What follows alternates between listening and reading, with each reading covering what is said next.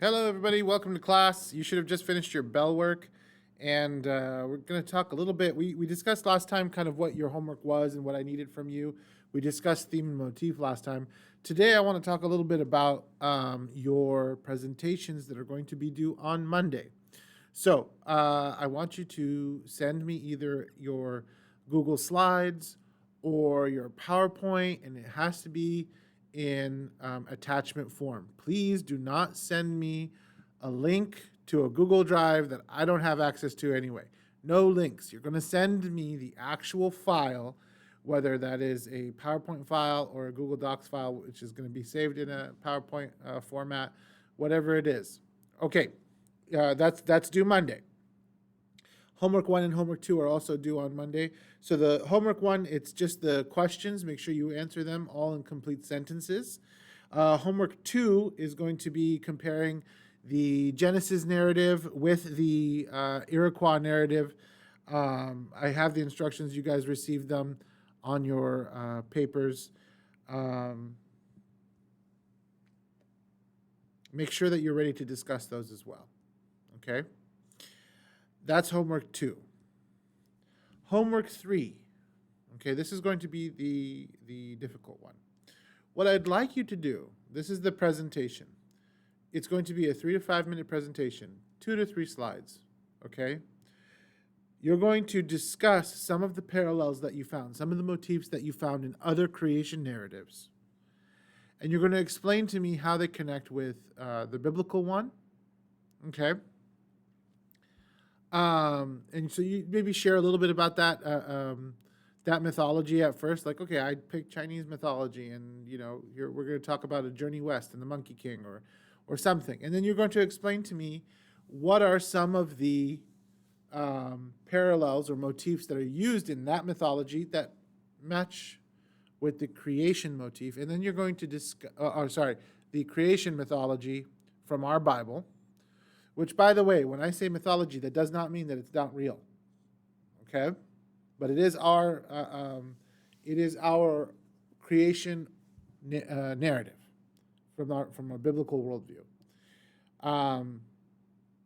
After you make those comparisons, okay, I want you to discuss a little bit with us some of the questions that maybe the class might have. So after you're done with your PowerPoint, then you're going to answer some questions back and forth. It should take 3 to 5 minutes. I don't think that you guys even need to try very hard to come up with a lot of content. But do make sure that when you do have a PowerPoint, that it is not that it's not overly wrought with information, and that it is not just pictures. Okay. This part is the part that's important. I wanted to talk to you guys about this because creating a PowerPoint, creating a visual slideshow is important. It's an important skill for you to have in the future. The best PowerPoints are going to be visually beautiful, but not overcrowded, and with just a few bullet points on there. They're essentially like speaking points for the speaker. You use it like your notes. You go, okay, there's point 1, point 2, point 3, and then you are the one who's explaining. Guys, this is important because even some teachers don't know how to do this. Some teachers have so much information on their PowerPoint, on their display, that what do kids do immediately, and what does everyone do? They start writing down all that information, and they're no longer listening to the teacher. Sometimes I've seen teachers turn around and they're just reading off of the PowerPoint.